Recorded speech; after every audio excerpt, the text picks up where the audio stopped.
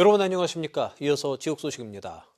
동해와 삼척, 정선 그리고 남부 산지에 강풍주의보가 발효된 가운데 순간풍속 시속 70km 이상의 강한 바람이 불고 있습니다. 강원지방기상청은 오늘부터 강원 대부분 지역에 순간풍속 시속 55km의 강풍이 불겠고 특히 강원 영동을 중심으로는 시속 70km 이상의 매우 강한 바람이 불겠다고 예보했습니다. 내일과 모레 아침 기온은 오늘보다 5에서 10도가량 더 떨어져 내륙과 산지는 영하 15도 내외, 동해안은 영하 10도 내외로 매우 추울 것으로 예보됐습니다. 오늘 밤 9시를 기해 강원 내륙과 산지에 한파경보가, 강원 동해안에는 한파주의보가 내려지는 등 당분간 강추위가 이어질 것으로 보입니다. 김진하 양양군수를 대상으로 하는 주민소환 투표안이 오늘 공고됐습니다.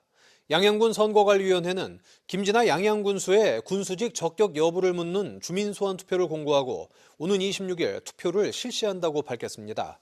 본 투표에 앞서 21일과 22일 오전 6시부터 오후 6시까지 사전 투표가 실시되고 내일부터 25일까지 선거운동을 할 수 있습니다. 이번 주민소환 투표는 민원인에 대한 성비위와 금품수수 등을 이유로 청구돼 실시되며 전체 양양군 유권자의 3분의 1 이상인 8,300여 명이 투표해야 개표할 수 있고 50% 이상이 찬성하면 군수직을 상실합니다. 국도 7호선 강릉 5개에서 홍제 구간 확장과 삼척 5분에서 동해 대구 간 우회도로 신설 사업이 정부의 예비 타당성 조사 대상에 포함됐습니다. 강릉시 옥계면에서 홍제동까지 국도 7호선 구간은 총 길이 20.4km로 출퇴근 시간과 휴가철에 지정체 현상을 빚어 4차선 확장을 필요로 하고 있습니다. 총 길이 8.8km인 삼척 5분에서 동해 대구까지 우회도로는 동해안과 북평 국가산업단지를 오가는 대형 화물차의 도심 우회를 유도하는 노선입니다. 삼척의 모 학교에서 일어난 횡령 사건과 관련해 강원도교육청이 해당 직원을 경찰에 고발했습니다. 강원도교육청은 지난해 12월부터 2차례 감사한 결과 해당 직원이 2020년 7월부터 지난해 11월까지 태백과 삼척 지역 학교 3곳에 근무하면서 모두 8,100여만 원을 횡령한 것을 확인하고 삼척경찰서에 고발했다고 밝혔습니다.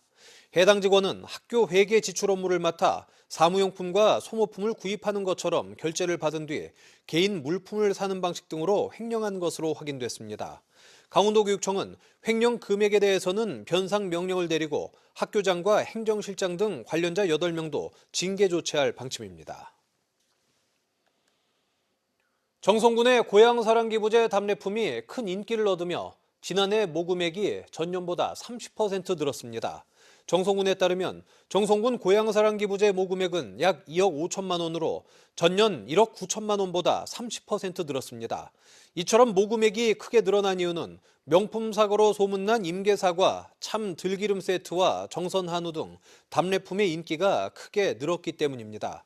또 가리왕산 케이블카 탑승권과 웰리스 관광명소 로미지안 가든 숙박권, 와와군 시티투어 2층 버스 승차권 등 이색적인 관광상품을 선택한 기부자도 많았습니다.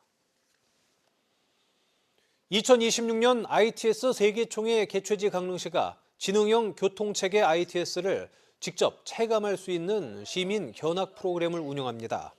강릉시는 오늘부터 도시정보센터에서 강릉 전역에 설치된 ITS 시설을 소개하고 시민 눈높이에 맞는 ITS 서비스 효과를 직접 경험할 수 있도록 프로그램을 개발했습니다.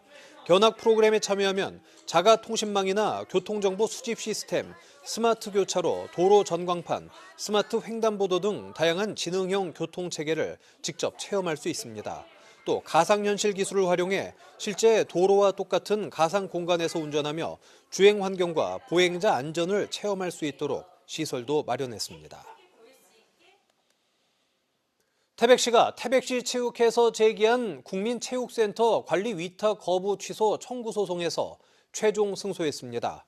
태백시에 따르면 대법원은 지난달 23일 태백시 체육회가 제기한 국민체육센터 관리 위탁에 대한 태백시의 거부 처분을 취소해달라는 청구 항고심에서 최종 기각을 판결해 태백시의 손을 들어줬습니다. 뉴스를 마칩니다. 고맙습니다.